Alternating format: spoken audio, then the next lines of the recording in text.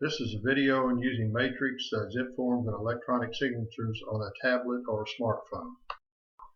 I use dfwrealestate.com or the dashboard, Century 21 Judge Fight dashboard, to get into matrix. Select the matrix icon to be able to get into the system, to be able to run the searches that you need. On my Samsung Tab 3, the system looks exactly like it does on my PC at this point. You can access Zipforms from Matrix, so go ahead and click on the icon to get you into Zipforms. Select the transaction you want to work with, go in and make changes to the forms with your client, and then you're ready to go into It's very important you make all the changes here in Zipforms to the documents that you plan to have signed. When you get to the electronic signatures, it looks like you can make changes to forms, but you really can't. The changes will be lost. So be sure to make the changes here and save them before you go to the electronic signature. Again, you can see the changes that were made. Be sure to save it before you get out and go on to the signing of the documents. Click on the signature icon at the top. It'll give you a drop-down menu of 3 options as far as signing goes. You cannot use digital ink. You have to have a DocuSign. The best way to do it is with the touchscreen option I'm going to show.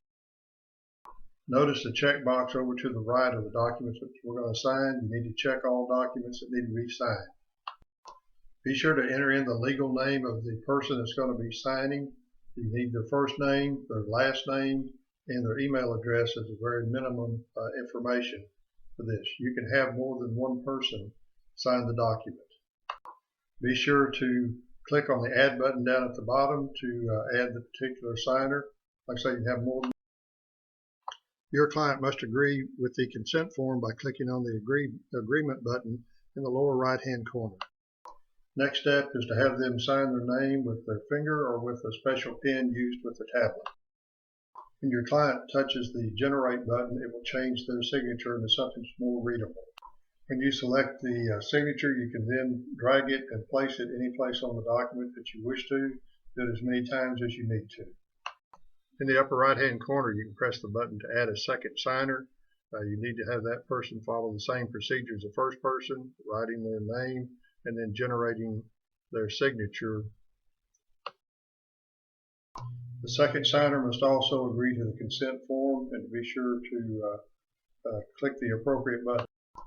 The button to agree to signing is down at the bottom right hand corner, so have them click that particular button. Remember to click the button in the upper right hand corner to add a second signature to go through the same process with the second signature. Below is what the signatures look like after you have placed them at the appropriate places. You can place both signatures and initials. When you click finish, it will automatically email the signed documents to the 2 parties and will be in the Here's a sample of where the emails were sent to my email system so I could access them and look at them. Be sure to practice what you're asking your clients to do. Do not do the signature for them, and you should not place the signature on the form.